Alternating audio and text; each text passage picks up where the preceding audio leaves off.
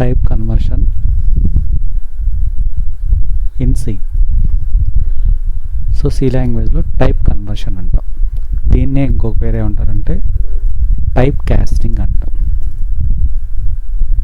Type casting ఏంటి? Type conversion, type casting అంటే కొన్ని సందర్భాల్లో మనకి ఒక డేటా టైప్ నుంచి ఇంకో డేటా టైప్లోకి చేంజ్ అయ్యే అవకాశం ఉంటుంది అనమాట.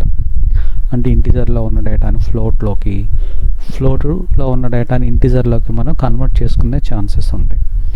అలాగా ఒక డేటా టైప్ నుంచి ఇంకొక డేటా టైప్కి మారటాన్ని టైప్ కన్వర్షన్ అని చెప్పేసి పిలుస్తాం.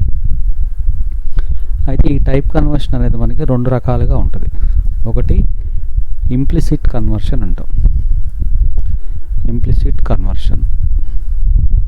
రెండో దాన్ని వచ్చేసి ఎక్స్ప్లిసిట్ కన్వర్షన్ అంటాం, ఎక్స్ప్లిసిట్ కన్వర్షన్.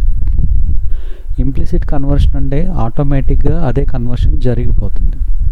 ఎక్స్ప్లిసిట్ కన్వర్షన్ అంటే మనం కన్వర్ట్ చేసుకుంటాం, మనం ఫిజికల్గా కన్వర్ట్ చేస్తాం అన్నమాట. సో ఇది ఇంప్లిసిట్ అండ్ ఎక్స్ప్లిసిట్ కన్వర్షన్. అంటే బ్రీఫ్గా చెప్పాలంటే టైప్ కన్వర్షన్ పర్పస్ ఏంటంటే ఒక డేటా టైప్ నుంచి ఇంకొక డేటా టైప్లోకి మనం కన్వర్ట్ చేయడాన్ని టైప్ కన్వర్షన్ కాన్సెప్ట్ అంటారు. దాన్నే టైప్ కాస్టింగ్ అని చెప్పేసి కూడా పిలుస్తాం. దీని మీద ఒక ఎగ్జాంపుల్ చూద్దాం.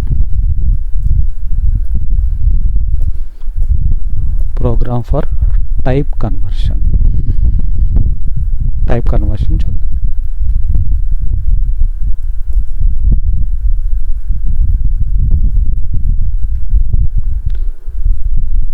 ఓకే, ఇక్కడ int sum X equal to something value ఇచ్చాం. ఇప్పుడు సపోజ్ 100.55 అని ఇచ్చాం. తర్వాత ఫ్లోట్ కే ఈక్వల్ టు 10 అని ఇచ్చాం. ఇప్పుడు మనం ఇక్కడ ఇంప్లిసిట్ కన్వర్షన్ అంటే ఏంటనేది చూద్దాం. ప్రింట్ఎఫ్ ఇంట్ వాల్యూ అని %d x అని రాసాం.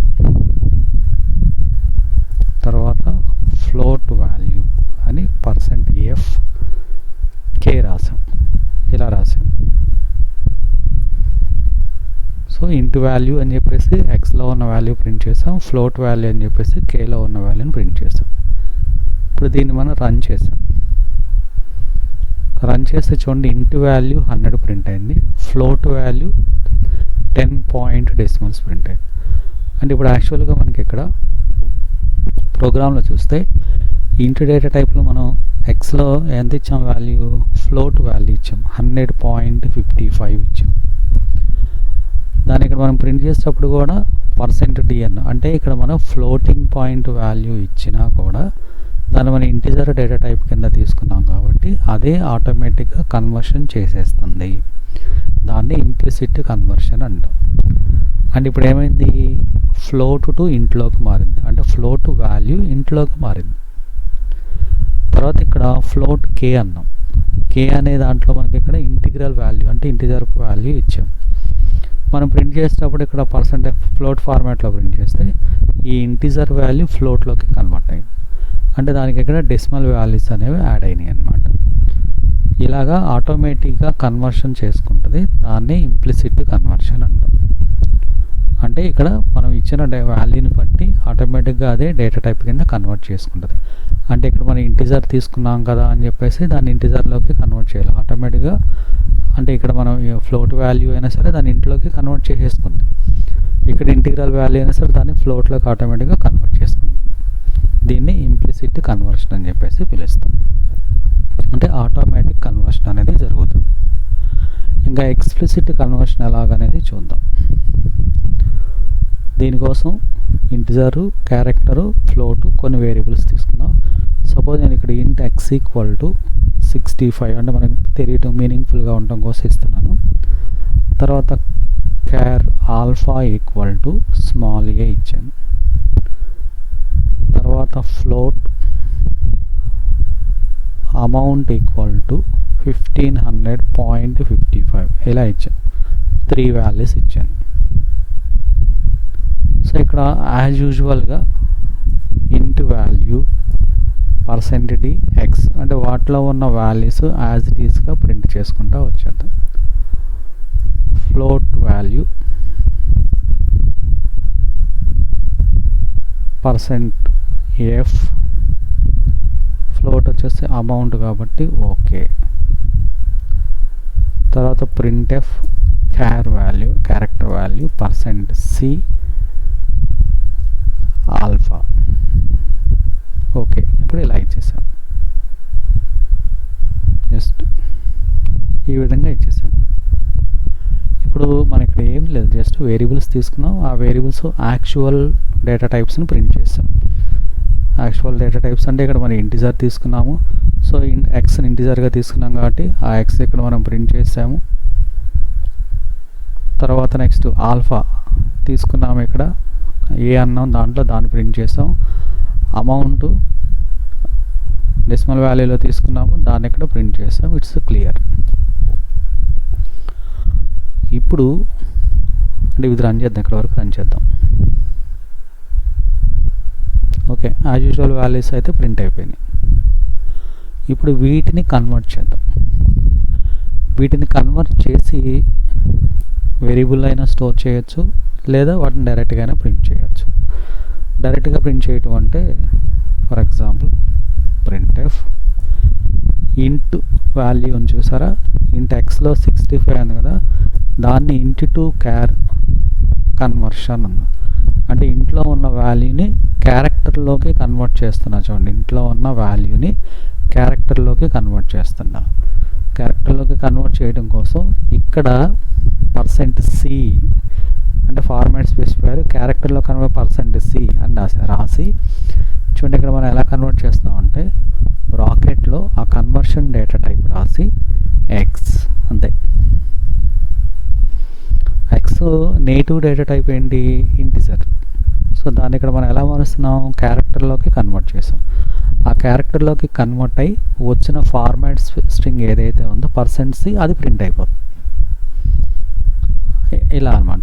ఇప్పుడు రన్ చేద్దాం. చూడండి, ఇప్పుడు దీన్ని మనం రన్ చేస్తే అవుట్పుట్ ఇంటూ యాక్చువల్గా int value 65, int char conversion A, capital A. మనం సి లాంగ్వేజ్లో ఫస్ట్లో చెప్పుకున్నాం యాస్కీ కోడ్స్ ఉంటాయి. ఆ యాస్కీ కోడ్ వాల్యూస్ ఇప్పుడు 65 అనేది ఏ యొక్క యాస్కీ కోడ్ అనమాట. అందుకే మనకి ఇక్కడ 65 ఇంటిజర్లో ఉన్నప్పుడు నంబర్గా ఉంది, దాన్ని క్యారెక్టర్లో కన్వర్ట్ చేసి ఏగా మారింది. అంటే ఇప్పుడు టైప్ కాస్టింగ్ జరిగినట్లుగా ఇది ఎక్స్ప్లిసిట్, అంటే మనం కన్వర్ట్ చేసుకుంటున్నాం. మనం కన్వర్ట్ చేస్తున్నాం కాబట్టి కన్వర్షన్ అప్పుడు ఇలా రాస్తాం. ఇంకొక నెంబర్ ఇచ్చి చూద్దాం కావాలంటే. 97 ఇచ్చా. 97 ఇస్తే ఏమవుతుంది, స్మాల్ ఆల్ఫాబెట్గా మారుతుంది, స్మాల్ ఏగా మారుతుంది. లేదు ఏదన్నా సింబల్ ఇద్దాం, అంటే డిజిట్గా కావాలనుకోండి 50 ఇస్తాం. 50 కింద 50 అంటే డిజిటే, ఏదో ఒక నెంబర్ వస్తుంది, నెంబర్ 2. అంటే 48 నుంచి 57, 48 ఏమో 0, 49 1, 50 2 అలా అనమాట. లేదు ఇంకా మనకు తెలియాలంటే ఏదన్నా ఒక 30 అన్న, 30 కింద ఏదో ఒక సింబల్ వస్తుంది. సో ఏదో సంథింగ్, అంటే ఇక్కడ మనకి స్పెషల్ కోడ్స్ కూడా వస్తాయి కాబట్టి అక్కడ మనకి ఏదో ఒకటి రావచ్చు అనమాట అట్లా. సో ఇక్కడ ఇంటిజర్లో ఉన్న వాల్యూని మనం క్యారెక్టర్లోకి కన్వర్ట్ చేసాం. ఓకే, ఇప్పుడు ఇది కన్వర్షన్ జరిగింది. ఇలా అయినా రాయొచ్చు. ఇంకో విధంగా ఎలా రాయొచ్చు అంటే ఇప్పుడు ఈ ఫ్లోట్ ఉంది చూసారా, ఫ్లోట్ని ఇంట్లోకి మారద్దు. దానికోసం ఇంట్ కే అని ఒక వేరియబుల్ తీసుకున్నాం, అంటే వేరియబుల్ స్టోర్ చేయడం కోసం. ఇలా తీసుకొని ఇక్కడ రాద్దాం, కే ఈక్వల్ టు బ్రాకెట్లో ఇంట్ అని రాసి అమౌంట్ అని రాస్తాం. ఇలా రాసాం. అంటే ఇప్పుడు ఏమవుతుంది, అమౌంట్ అనే వాల్యూ ఇంటిజర్లోకి కన్వర్ట్ అయ్యి స్టోర్ అవుతుంది. ఇప్పుడు మనం ప్రింట్ చేసేటప్పుడు కే వాల్యూ అని దాని ఇంటిజర్లోకి కింద %dk ఈ విధంగా రాసాం. సో ఇక్కడ అమౌంట్ అనేది by default float data type. ఆ ఫ్లోట్ డేటా టైప్లో ఉన్నదాన్ని ఇంటిజర్, అంటే ఇక్కడ మనకు టైప్ కాస్టింగ్ రాసేటప్పుడు మనకి ఆ డేటా టైప్ను బ్రాకెట్లో రాస్తాం. రాసేసిస్తే కనుక ఇప్పుడు ఈ అమౌంట్ అనేది ఆ డేటా టైప్లోకి కన్వర్ట్ అయ్యి అందులో స్టోర్ అవుతుంది. ఇప్పుడు దీన్ని రన్ చేసామనుకోండి, చూడండి ఓన్లీ 15, అంటే ఈ డెసిమల్ వాల్యూ పోతుంది అనమాట. ఈ డెసిమల్ వాల్యూ పై ఫైనల్గా 15 అనేది వస్తుంది. ఇలా మనం చేయొచ్చు. అంటే కొన్ని రేర్ కేసెస్లో మనకి ఎప్పుడన్నా డెసిమల్స్ని మనం ట్రంకేట్ చేసుకోవాలి అలాంటి చేయాల్సి వచ్చినప్పుడు దాన్ని ఇలాగ కన్వర్ట్ చేసి ఇంకో వేరియబుల్లో స్టోర్ చేయొచ్చు అనమాట. ఇది ఎక్స్ప్లిసిట్ కన్వర్షన్. అలానే ఇప్పుడు ఆల్ఫాబెట్ ఉంది కదా, దీని ఇంటిజర్లకు మారేద్దాం.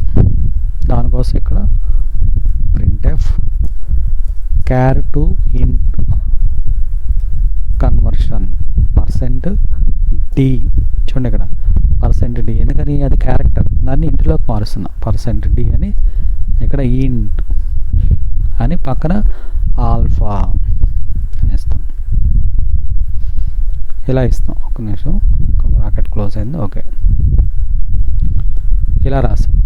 అంటే ఇప్పుడు దీన్ని మనం ఏం చేస్తున్నాం అంటే ఈ ఆల్ఫా అనేది క్యారెక్టర్, దాన్ని ఇంటిజర్లోకి కన్వర్ట్ చేస్తాం. అది ఇప్పుడు ఆల్ఫా అనేది క్యారెక్టర్లో కన్వర్ట్ అవుతుంది. అక్కడ మనం చెప్పుకున్నాం సార్ యాస్కీ కోడ్. స్మాల్ ఏకి వచ్చేసి ఎంత వస్తున్నప్పుడు 97 కాబట్టి ఇప్పుడు మనకి ఆల్ఫా ఏ కాస్త ప్రింట్ చేస్తే 97గా ప్రింట్ అవుతుంది. చూడండి 65 కన్వర్ట్ అయ్యి ఏగా వచ్చింది, స్మాల్ ఏ కన్వర్ట్ అయ్యి ఇంటిజర్లో కన్వర్ట్ అయ్యి 97గా మారింది. అంటే క్యార్ టు ఇంటి కన్వర్షన్, అది క్యార్ టు ఇంటి కన్వర్షన్ కాబట్టి ఇలాగా. అలానే ఇంటి టు క్యార్ కన్వర్షన్ ఇలా అనమాట. ఈ విధంగా మనం కన్వర్ట్ చేసుకోవచ్చు. సో టైప్ కాస్టింగ్ మనకి వీటి మీద జరుగుతుంది. Integer to float, float to int, integer to char, char to float ఉండదు ఇట్లా అనమాట. తర్వాత char to int, int to, అట్లా అటు ఇటు మనకి మల్టిపుల్గా కన్వర్షన్ చేసుకోవచ్చు. దీన్నే type conversion or type casting అని చెప్పేసి పిలుస్తాం. టైప్ కన్వర్షన్ లేదా టైప్ కాస్టింగ్ అంటే దీనివల్ల మనకి కొన్ని రేర్ కేసెస్లో డేటా టైప్ కన్వర్షన్ చేసుకునే ఛాన్సెస్ ఉంటాయి. కాబట్టి ఇప్పుడు సపోజ్ మనకి యావరేజ్ క్యాలిక్యులేట్ చేయాలి, ఇంటిజర్ వాల్యూస్ మీద యావరేజ్ క్యాలిక్యులేట్ చేయాలి, అప్పుడు దాన్ని మనకి డెసిమల్లో కన్వర్ట్ చేసుకోవాలి ఆ విధంగా, లేదా ఏమైనా క్యాలిక్యులేషన్స్ అలాంటివి చేయాలి. అలాంటప్పుడు మనకి ఈ టైప్ కన్వర్షన్ అనేది బాగా హెల్ప్ అవుతుంది అనమాట. ఇలా ఓకే, నెక్స్ట్ ఇంకో టాపిక్ చూద్దాం. టైప్ కన్వర్షన్ తర్వాత సి లాంగ్వేజ్లో మనకి సింబాలిక్ కాన్స్టెంట్స్ అని చెప్పేసి కొన్ని ఉంటాయి. సింబాలిక్ కాన్స్టెంట్స్ జనరల్గా ఏంటంటే ఫస్ట్లో మనకి యూజర్ డిఫైన్డ్ వర్డ్స్ అని చెప్పేసి పిలుస్తాం. అంటే మనం ప్రోగ్రామర్ క్రియేట్ చేసుకుంటాడు కొన్ని వర్డ్స్, అవి ఐడెంటిఫైయర్స్ అని చెప్పేసి చెప్తాము. ఐడెంటిఫైయర్స్ అంట. ఐడెంటిఫైయర్ దాన్నే వేరియబుల్ అని చెప్పేసి పిలుస్తారు. రెండవ వాటిని వచ్చేసి లిటరల్స్ అంటారు. లిటరల్ వాటినే కాన్స్టెంట్స్ అంటాం. ఇవి యూజర్ డిఫైన్డ్ అంటే మనం క్రియేట్ చేసుకునే. అయితే సి లాంగ్వేజ్లో కాన్స్టెంట్ డిఫైన్ చేయడం కోసం ఒక స్పెసిఫిక్గా కమాండ్ అంటూ ఏముండదు. స్పెసిఫిక్గా మనకి కమాండ్ ఉండదు. అదే మిగతా లాంగ్వేజ్లో వాటిలో ఏంటంటే కాన్స్టెంట్, ఇప్పుడు C++లో కానీ జావాలో కానీ జస్ట్ కాన్స్టెంట్ ఒక కమాండ్ ద్వారా మనం కాన్స్టెంట్ డిఫైన్ చేసేయచ్చు. బట్ ఇక్కడ సి లాంగ్వేజ్లో ఏంటంటే ఇలాగ మనం కాన్స్టెంట్స్ డిఫైన్ చేయటం కోసం వీటిని సింబాలిక్ కాన్స్టెంట్స్ ఉన్నాయి. వీటిని మనం డిఫైన్ చేయొచ్చు. ఎలా డిఫైన్ చేయొచ్చు అనేది చూద్దాం. దీని మీద ఒక ప్రోగ్రామ్ రాసి చూద్దాం. ఏం ప్రోగ్రామ్ రాద్దామంటే find area and perimeter of a circle అందాం. ఒక సర్కిల్ యొక్క ఏరియా అండ్ పెరిమీటర్ క్యాలిక్యులేట్ చేద్దాం యూజింగ్ సింబాలిక్ కాన్స్టెంట్స్.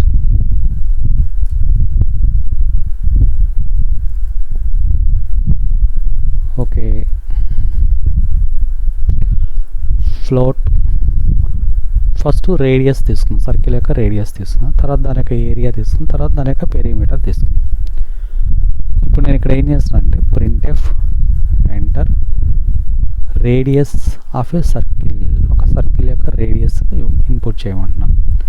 సో దానికోసం ఇక్కడ %f &రేడియస్ అన్నాం. ఓకే,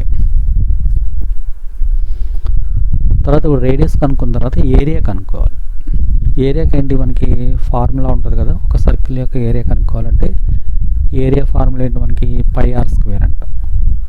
సో ఇక్కడ πr² అంటే ఇక్కడ మనం ఏంటి పై వాల్యూ ఇవ్వాలి. పై వాల్యూ ఇవ్వాలంటే మనం డైరెక్ట్గా 3.1415 ఇలా పై వాల్యూ ఇచ్చి π ఇంటూ రేడియస్ అని చెప్పేసి ఇలా ఇస్తాం. సో అది πr². ఓకే, r² అంటే రేడియస్ ఇంటూ రేడియస్. పెరిమీటర్ కనుక్కోవాలి. పెరిమీటర్కి వచ్చేసి ఏంటి ఫార్ములా 2πr అంటాం. సో 2 ఇంటూ పై మళ్ళీ 3.1415 ఇలా ఇంటూ ఆర్ 2πr కదా, కాబట్టి రేడియస్ ఇలా ఇచ్చాం. ఓకే, ఇప్పుడు ప్రింట్ చేద్దాం. రేడియస్ ఆల్రెడీ ఉంది కాబట్టి area is percent of area, తర్వాత perimeter is percent of peri, ఇలా రాసాం, ఇలా డిఫైన్ చేసాం. సో ఓకే, ఇప్పుడు దీన్ని మనం రన్ చేద్దాం. సర్కిల్ యొక్క సంథింగ్ ఎంత రేడియస్ ఎంత కొంత 150.45 అన్న దాన్ని బట్టి ఏరియా ఎంత పెరిమీటర్ ఎంత అనేది మనకి క్యాలిక్యులేట్ చేసి చూపిస్తుంది. ఓకే, అయితే ఇక్కడ అసలు సింబాలిక్ కాన్స్టెంట్ అన్నాం కదా, దీన్ని ఎక్కడ మనం ఎంతవరకు యూజ్ చేయలేం. ఇప్పుడు మనం యూజ్ చేద్దాం, ఎలాగో వాడాలో చూద్దాం.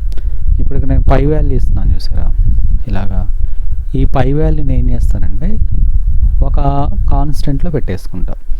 ఎలాగంటే ఇక్కడ హెడర్ ఫైల్ అని చూసారా, ఈ హెడర్ ఫైల్ దగ్గర హ్యాష్ డిఫైన్ పై, ఇది కాన్స్టెంట్ నేమ్, మనం తీసుకునే కాన్స్టెంట్ నేమ్.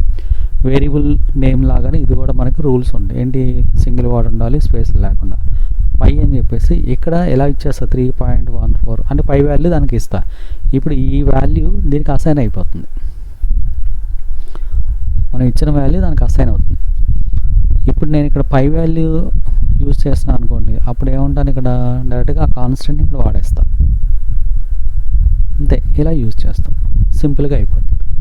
అంటే ఈ కాన్స్టెంట్ మనం ఇక్కడ వాడుతున్నాం కాబట్టి ఆటోమేటిక్గా దాంట్లో ఇక్కడ మనం వాల్యూ అసైన్ చేస్తున్నాం కాబట్టి ఆటోమేటిక్గా అది వర్క్ అవుతుంది. వీటినే మనం సింబాలిక్ కాన్స్టెంట్స్ అంటాం. అది హెడర్ ఫైల్ కింద హ్యాష్ డిఫైన్ ఉపయోగించి రాస్తాం. హ్యాష్ డిఫైన్, ఇది కాన్స్టెంట్ నేమ్, తర్వాత ఇది వచ్చేసి మనకి వాల్యూ, దానికి అసైన్ చేసే వాల్యూ. ఇప్పుడు దీన్ని రన్ చేద్దాం. చూడండి, సర్కిల్ యొక్క రేడియస్ సంథింగ్ అంత 45.10 అన్న, దాన్ని బట్టి ఏరియా పెరిమీటర్ అనేది క్యాలిక్యులేట్ చేసి చూపిస్తుంది అనమాట. ఇలా రాయొచ్చు, వీటిని సింబాలిక్ కాన్స్టెంట్స్ అంటాం. ఇంకా దీని మీద మనం చాలా రకాల ఎగ్జాంపుల్స్ రాయొచ్చు. ఇంకొక ఎగ్జాంపుల్ కూడా చూద్దాం, ఇంకొంచెం మనకు క్లారిటీ వస్తుంది.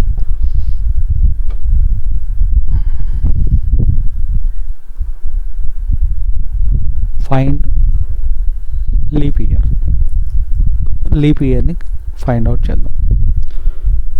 సో ఫస్ట్ మెయిన్ ఫంక్షన్ రాసేయండి, తర్వాత ఇయర్ తీసుకుందాం. ముందు ఇయర్ ఇన్పుట్ చేద్దాం, ఎంటర్ ఇయర్ నెంబర్ అని ఇయర్ ఇన్పుట్ చేద్దాం. ఇయర్ అనుకున్నాం, okay. So leap year calculate చేస్తున్నాం. లీప్ ఇయర్ క్యాలిక్యులేషన్ ఏంటి, ఇఫ్ ఇయర్ %4 = 0 అండ్ ఇయర్ %400 = 0. అలా ఇంకో కండిషన్ ఉంటుంది కదా, ఆర్ ఇయర్ %100 ≠ 0 హోల్ బ్రాకెట్ పెడదాం. అంటే ఏంటి, ఇక్కడ ఇయర్ అనేది లీప్ ఇయర్ అంటే 4 ఇయర్స్కి ఒకసారి కదా వచ్చేది. సో ఇయర్ అనేది 4తోనూ డివిజిబుల్ అవ్వాలి అండ్ ఆల్సో 400తోనూ డివిజిబుల్ అవ్వాలి. 4తో డివిజిబుల్ అవుతుంది కదా అని చెప్పేసి 100 లీప్ ఇయర్ అవ్వదు. సో ఇక్కడ మనకి ఇలా డివిజిబుల్ అవ్వాలి. తర్వాత నెక్స్ట్ అందుకే ఇక్కడ ఆర్ ఇది అవ్వాలి, ఆర్ 100తో డివిజిబుల్ కాకూడదు, ≠ 0 ఇలా రాసాం. అంటే ఇప్పుడు దీన్ని బట్టి మనకి ఇక్కడ అర్థమవుతుంది ఏంటంటే అది లీప్ ఇయర్ అనేది 100తోనూ డివిజిబుల్ అవ్వకూడదు అండ్ 400తో డివిజిబుల్ అవ్వాలి. అలా డివిజిబుల్ అయితేనే మనకి ఇక్కడ చెక్ చేస్తాం. అందుకని ఇక్కడ ఒకటే అండ్ కండిషను ఆర్ కండిషన్ రెండు రాసాం. అండ్ కండిషన్ రాసాం అండ్ ఆర్ కండిషన్ రాసాం, ఇలా రాసాం. దీన్ని మనకి డిఫరెంట్ టైప్స్గా రాయొచ్చు. ఎలా రాస్తారంటే ఇయర్ %4 = 0 రాసి ఇక్కడ అండ్ 100% ≠ 0 ఇలా కూడా రాస్తాం. అంటే ఇక్కడ 4తోనూ డివిజిబుల్ అవ్వాలి అండ్ 100తో డివిజిబుల్ కాకూడదు. అలానే ఇక్కడ వచ్చేసి ఆర్ 400తో డివిజిబుల్ అవ్వాలి, ఇలా అయినా రాయొచ్చు. Simple logic. ఇక్కడ మనకి ఏం రాస్తున్నాం అంటే ఇయర్ అనేది 4తో డివిజిబుల్ అవుతుంది. తర్వాత నెక్స్ట్ వచ్చేసి ఏంటి, 100తో డివిజిబుల్ కాకూడదు. ఇక్కడ 100తో డివిజిబుల్ కాకూడదు. ఈ రెండు కండిషన్స్ ఓకే అవ్వాలి. లేదా 400తో డివిజిబుల్ అవ్వాలి. 400తో డివిజిబుల్ అయితే కనుక it is leap year, else not leap year అని చెప్పేసి రాసుకుంటాం.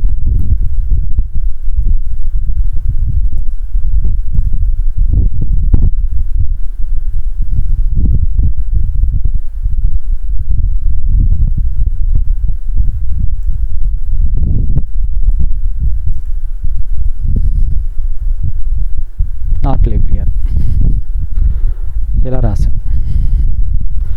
సో ఓకే, ఇప్పుడు దీన్ని మనం రన్ చేద్దాం. Year 2000 leap year. తర్వాత ఇప్పుడు 2025, so not leap year. Then 2024, so leap year. ఇలా మనం చెక్ చేసుకున్నాం కదా. అయితే ఇక్కడ సింబాలిక్ కాన్స్టెంట్ ఎక్కడ వాడాము, మనం ఇంకా సింబాలిక్ కాన్స్టెంట్ దగ్గరికి రాలేదు. చూద్దాం సింబాలిక్ కాన్స్టెంట్ ఎలా రాయాలో చూద్దాం. హ్యాష్ డిఫైన్ అండ్ అది కాన్స్టెంట్ నేమ్ ఆపరేటర్ సింబల్.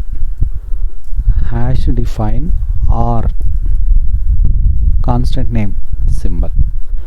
ఇలా రాసాం. ఇలా రాసి ఇప్పుడు ఇక్కడ చూడండి, ఇఫ్ ఇయర్ %4 = 0 అండ్ రాసాను చూసారా, అక్కడ అండ్. ఇక్కడ ఆర్ రాసాను చూసారా, అక్కడ ఆర్. ఇప్పుడు మనకి మీనింగ్ఫుల్గా ఉందా? సో అండ్ ఇయర్ని 4తో డివిజిబుల్ చేయాలి, ఇయర్ 4తో డివిజిబుల్ అవ్వాలి, అండ్ 100తో డివిజిబుల్ కాకూడదు.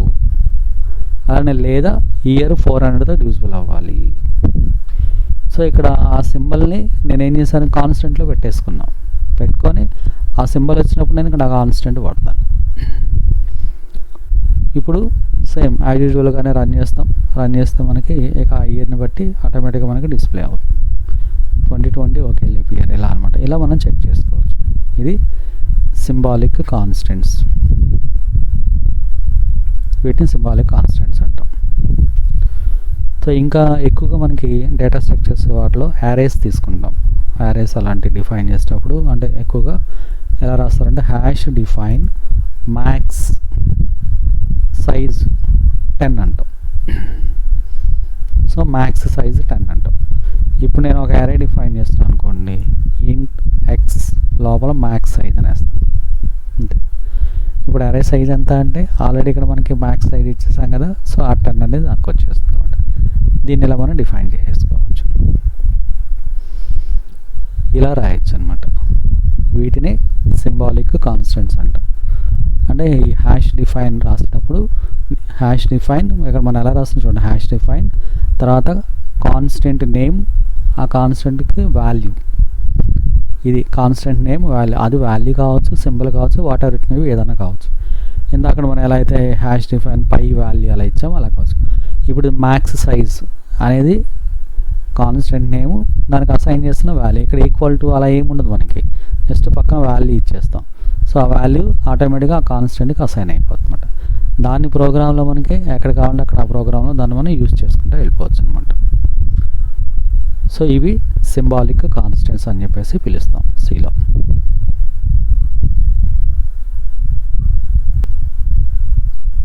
నెక్స్ట్ సి లాంగ్వేజ్లో ఎన్యూమరేషన్ అంటాం.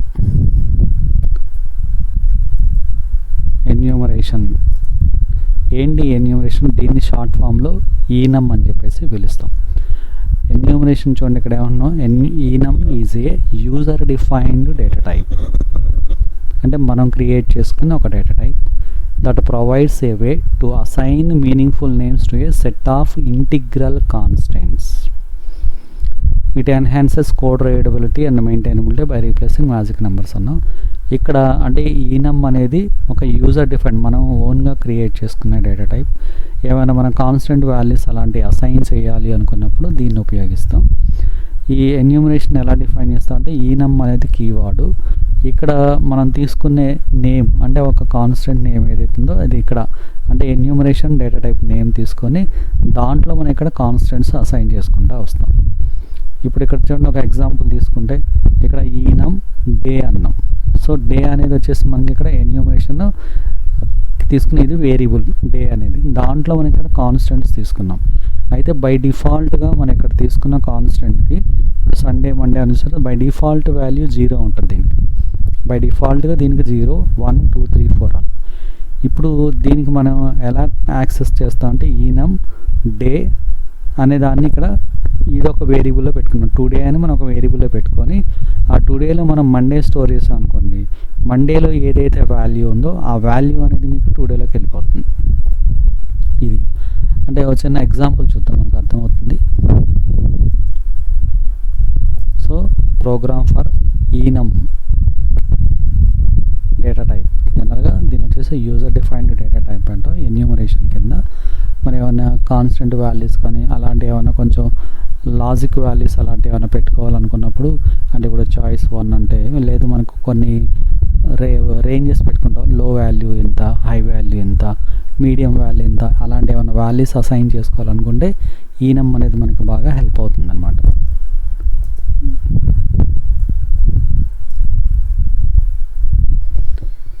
ఇక్కడ చూడండి, సో మెయిన్ ఫంక్షన్ తీసుకున్నాం ఈనం.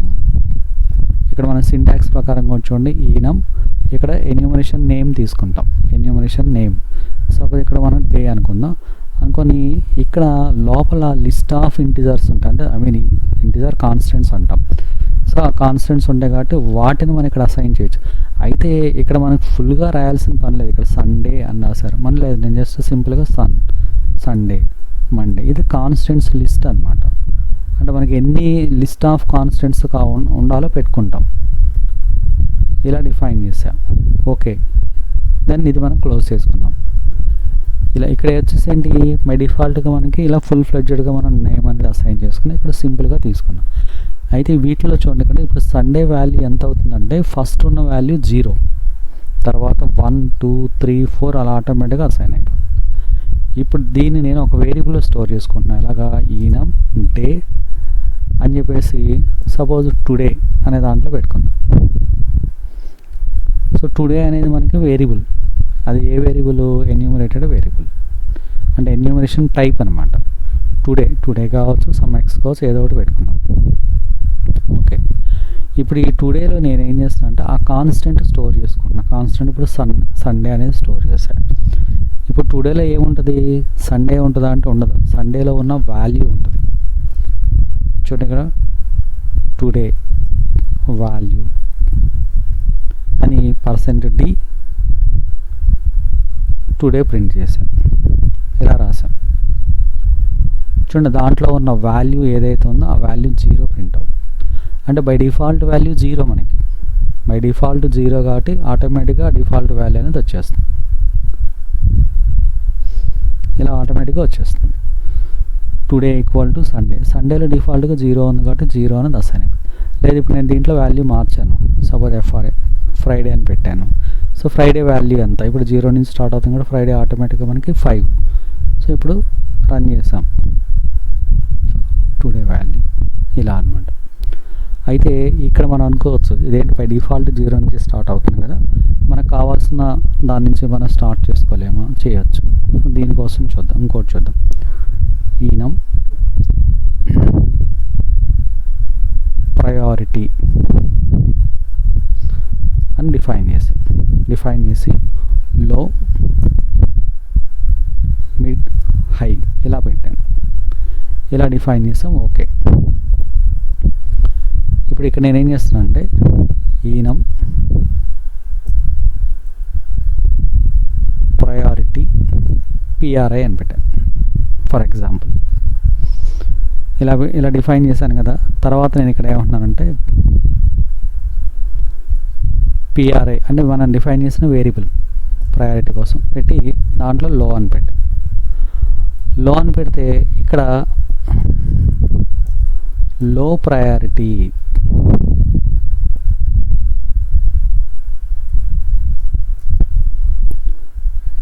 PRI ప్రింట్ చేస్తాం. డిఫాల్ట్గా లో ప్రయారిటీ ఎంత ప్రింట్ అవుతుంది మనకి, ఆటోమేటిక్గా అందులో వాల్యూ ఉంది కాబట్టి 0 ప్రింట్ అవుతుంది. దీనికి కూడా లో ప్రయారిటీ 0 ప్రింట్ అవుతుంది. కాదు నాకు లో ప్రయారిటీ 0 కాదు, నేను దానికి రేంజ్ ఇవ్వాలనుకుంటున్నా. అప్పుడు ఇక్కడ లో ప్రయారిటీ దగ్గరికి వెళ్ళి ఏం చేస్తారంటే ఇక్కడ ఈక్వల్ టు 25 అన్న, లో ప్రయారిటీ ఈక్వల్ టు 25. ఇప్పుడు చూడండి 25 మన ఇచ్చిన వాల్యూ వస్తుంది. Medium priority equal to 50, high equal to 100 అన్న. ఇప్పుడు ఇక్కడ దీంట్లో వచ్చేసి హై ఇచ్చే,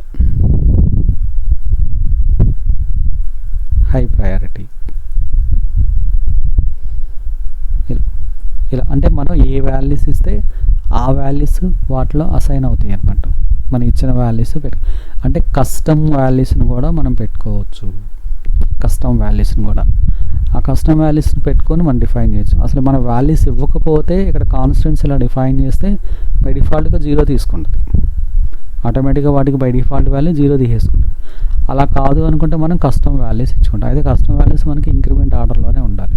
25 ఇచ్చి మళ్ళీ 10 ఇచ్చి మళ్ళీ 5 ఇచ్చి అలా ఉండకూడదు. ఇంక్రిమెంట్ ఆర్డర్లో మనం డిఫైన్ చేసుకుంటే వెళ్తాం. ఇది ఎన్యూమరేషన్. అంటే మన ఓన్గా ఏమైనా కాన్స్టెంట్స్ డిఫైన్ చేసుకొని వాటికి ఏమైనా వాల్యూస్ అసైన్ చేయాలనుకున్నప్పుడు ఇలా ఈనం అనే కీవర్డ్ ఉపయోగించి ఈనం ఇక్కడ మనకి ఈ కాన్స్టెంట్స్ స్టోర్ చేసుకోవడం కోసం ఇక్కడ మనకి ఒక వేరియబుల్ తీసుకుంటాం. దాన్ని ఎన్యూమరేషన్ వచ్చేసి ఇక్కడ అంటే జనరల్గా దీన్ని ఎన్యూమరేషన్ అంటాము. ఇది వేరియబుల్ కూడా కాదు, ఎన్యూమరేషన్ అంటాం. దాన్ని ఇక్కడ మనం ఒక వేరియబుల్లో స్టోర్ చేసి పెట్టుకుంటాం. మన ఇష్టం ఏ వేరియబుల్ కావాలో ఆ వేరియబుల్లో స్టోర్ చేసుకుంటాం. ఇప్పుడు ఆ వేరియబుల్లో ఆ కాన్స్టెంట్ని మనం అసైన్ చేస్తే వేరియబుల్కి ఆ కాన్స్టెంట్కి మనం ఏదైతే వాల్యూ ఇచ్చామో ఆ వాల్యూ ప్రింట్ అయిపోతుంది. ఇప్పుడు సపోజ్ ఇక్కడ నేను సాటర్డే ఈక్వల్ టు 7 అని ఇచ్చాను ఇక్కడ. సో ఇప్పుడు ఇక్కడ సాటర్డే పెట్టామనుకోండి, దాంట్లో ఆల్రెడీ మనం 7 ఇచ్చున్నాం కాబట్టి ఆటోమేటిక్గా 7 అనేది చూపించేస్తుంది అనమాట. మనం ఇచ్చిన వాల్యూ దానికి ఆటోమేటిక్గా ఫిక్స్ అయిపోతుంది ఇలా. ఇంకా వీటిని మనం కావాలంటే కండిషన్స్లో వాడుకోవచ్చు, తర్వాత స్విచ్ కేసెస్లో వాడుకోవచ్చు, ఎలా అయినా ఉపయోగించుకోవచ్చు. ఒకవేళ స్విచ్ కేసెస్లో వాడుకోవాలనుకోండి, అప్పుడు వీటిని మనం ఎలా ఉపయోగించుకోవచ్చు స్విచ్ కేసెస్లో అంటే, ముందు దీన్ని ఒక వేరియబుల్లో స్టోర్ చేసి ఈనం డేట్ అని చెప్పేసి ఒక వేరియబుల్లో స్టోర్ చేసి ఇక్కడ దాన్ని డైరెక్ట్గా స్విచ్ డేట్ అంటాం అని ఇక్కడ రాసేస్తాం. కేస్ 1 సండే ఇలా రాసేయచ్చు.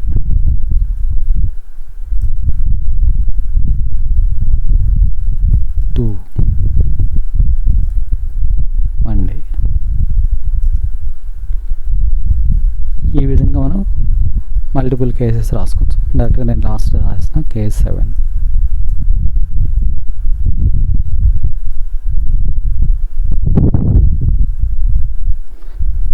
సాటర్డే. ఇప్పుడు ఇలా రాసాము. ఇలా రాసిన తర్వాత డేట్లో మనకి వాల్యూ ఇవ్వాలిగా మనం, అంటే కాన్స్టెంట్ని స్టోర్ చేయాలిగా. అప్పుడు డేట్ ఈక్వల్ టు ఆ కాన్స్టెంట్ని స్టోర్ చేస్తాం. ఇప్పుడు కాన్స్టెంట్ని స్టోర్ చేసేటప్పుడు ఇక్కడ సండేకి ఎంత పెట్టాను నేను, ఇక్కడ వాల్యూ 1 పెట్టా కాబట్టి ఇక్కడ మనకి సాటర్డేతో పని లేదు. సండేలో 1 చేస్తే చాలు, ఆటోమేటిక్గా వీటికి ఇంక్రిమెంట్ వచ్చేస్తుంది. సండే 1 మండే 2 ఆటోమేటిక్గా వచ్చేస్తుంది మనకి. సో ఇప్పుడు నేను డేట్ ఈక్వల్ టు మండే పెట్టాను.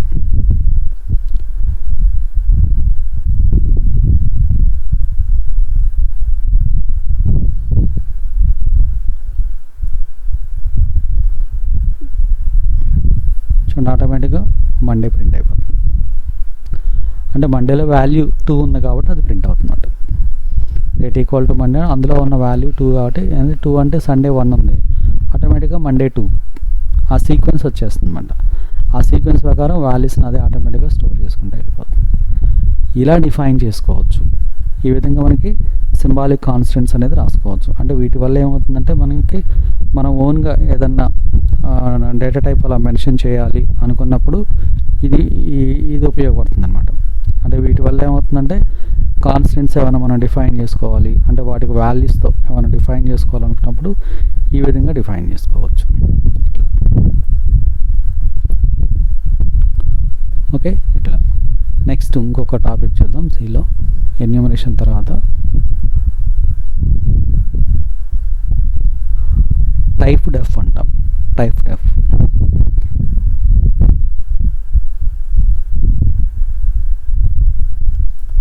అంటే టైప్ డెఫినిషన్.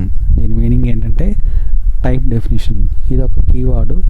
ఇదేం చేస్తుందంటే టైప్ డెఫ్ అనేది gives a new name to existing data type. ఒక డేటా టైప్కి ఇది ఒక న్యూ నేమ్ను మనం న్యూ నేమ్ అంటే సింపుల్గా ఏమనొచ్చు అంటే దీన్ని అలియాస్ అనుకోండి. అలియాస్ నేమ్ను మనం ఫిక్స్ చేసుకోవచ్చు ఈ టైప్ డెఫ్ ఉపయోగించి. టైప్ డెఫ్ ఎగ్జాంపుల్ అంటే టైప్ డెఫినేషన్ ఎక్కువగా మనకి డేటా స్ట్రక్చర్స్ వాటిలో మనం దీన్ని ఎక్కువగా ఉపయోగిస్తాం. డేటా స్ట్రక్చర్స్లోని వాటిలను కాల్ చేసుకోవచ్చు. దానికోసం మనకి ఇక్కడ టైప్ డెఫ్ వాడతాం. అయితే ఇక్కడ దీనివల్ల ఉపయోగం ఏంటంటే టైప్ డెఫ్ వల్ల మనకి అడ్వాంటేజ్ అంటే ఏమైనా కాంప్లెక్స్ డిక్లరేషన్స్ అలాంటివి ఉన్నప్పుడు దాన్ని చాలా మనం సింప్లిఫై చేసి రాసుకోవచ్చు అనమాట. సింపుల్గా రాసుకోవచ్చు. ఒక చిన్న ఎగ్జాంపుల్ చూద్దాం, అర్థమైపోతుంది మీకు.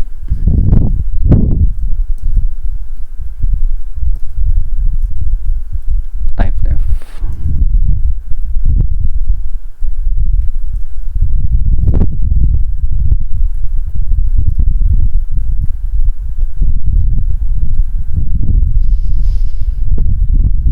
టైప్ డెఫ్ని డిఫైన్ చేద్దాం. దాన్ని డిఫైన్ చేయడం కోసం మనకి దీన్ని ఎక్కడ డిఫైన్ చేస్తారంటే మెయిన్ ఫంక్షన్ పైన దాన్ని మనం డిఫైన్ చేసుకోవాలి. మెయిన్ ఫంక్షన్ పైన టైప్ డెఫ్.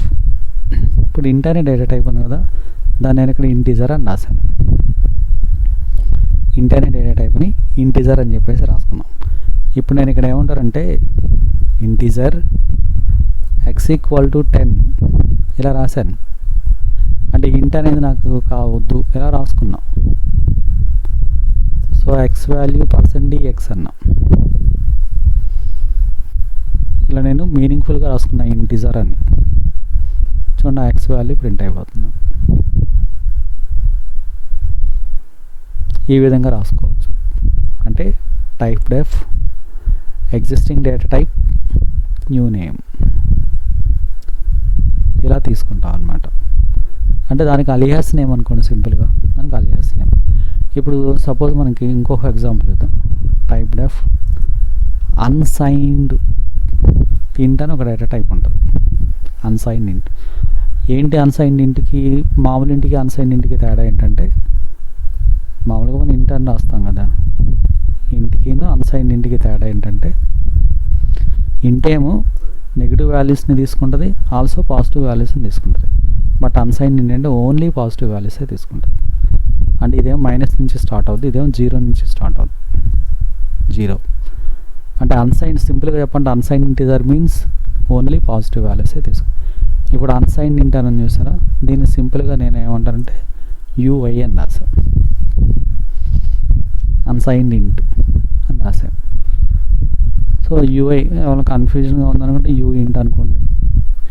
ఇప్పుడు నేను ఇక్కడ ఏమంటే యూ ఇంట్ సమ్ k = 0 అంటే అన్సైన్డ్ ఇంట్ అని చెప్పేసి ఇక్కడ రాసుకున్నాం. అప్పుడు ఇక్కడ మనం ప్రింట్ఎఫ్లో అదే రాస్తాం. k వాల్యూ అన్సైన్డ్ ఇంట్ సరికి వచ్చేసి %u వాడతాం. k ఇప్పుడు రన్ చేసాం, ఆ కేలో ఉన్న వాల్యూ ప్రింట్ అవుతుంది. దాంట్లో ఏదైతే వాల్యూ ఇచ్చానో ఇలాగా టైప్ డెఫ్ అనేది మనకి ఈ విధంగా హెల్ప్ అవుతుంది. అంటే ఏమన్నా కొంచెం కాంప్లెక్సిటీ ఉన్న నేమ్స్ ఏమైనా ఉంటే కనుక వాటికి మన ఓన్ నేమ్స్ పెట్టుకోవచ్చు. మన ఓన్ నేమ్స్ వాటికి అసైన్ చేసుకోవచ్చు. అంటే typedef existing name new name. Existing అంటే ఆల్రెడీ ఉన్న కీవర్డ్, దానికి మనం పెట్టుకునేది అలియాస్ నేమ్. న్యూ నేమ్ అనొచ్చు లేదా అలియాస్ నేమ్ అనొచ్చు. ఇక్కడ డిఫైన్ చేసినప్పుడు దానికి మనం ఏదైతే అలియాస్ నేమ్ ఫిక్స్ చేస్తామో ఆ అలియాస్ నేమ్తోనే దాన్ని మనం కాల్ చేస్తాం. ఆటోమేటిక్గా ఇలా మనకి అసైన్ చేసుకోవచ్చు అనమాట. ఇదే టైప్ డెఫ్ యొక్క ఇంపార్టెన్స్. సో ఇక్కడ ఫస్ట్ది సింబాలిక్ కాన్స్టెంట్స్, తర్వాత మనకి ఇక్కడ ఎన్యూమరేషన్, ఆ తర్వాత వచ్చేసి టైప్ డెఫ్ స్టేట్మెంట్. అంటే దీన్ని టైప్ డెఫినేషన్ అని చెప్పేసి పిలుస్తాం. ఇలా మనకి ఇవన్నీ సిలో మిస్లేనియస్ కిందకు వస్తాయి.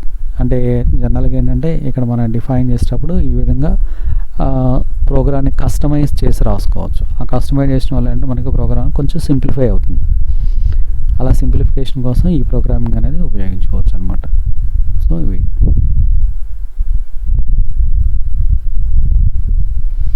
సో దీని మీద మనం చాలా ఒక్క నిమిషం వీటి మీద ఇంకా కొన్ని మోడల్స్ ఆఫ్ ప్రోగ్రామ్స్ కూడా మనం డెవలప్ చేసుకోవచ్చు. సో ఓవరాల్గా మనం బ్రీఫింగ్ చూస్తే కనుక వేరియబుల్ డిక్లరేషన్ కావచ్చు, తర్వాత ఇంకా రకరకాలుగా మనం ప్రోగ్రామ్స్ డెవలప్ చేసుకున్నప్పుడు ఆ కంట్రోల్ స్టేట్మెంట్స్ యూజ్ చేసుకున్నప్పుడు కానీ వీటిని ఉపయోగించి వాటిలో ఈ స్టేట్మెంట్స్ మనం ఉపయోగించి రాస్తే ఇంకా ప్రోగ్రామింగ్ అనేది మీకు చాలా ఈజీ అవుతుంది అన్నమాట.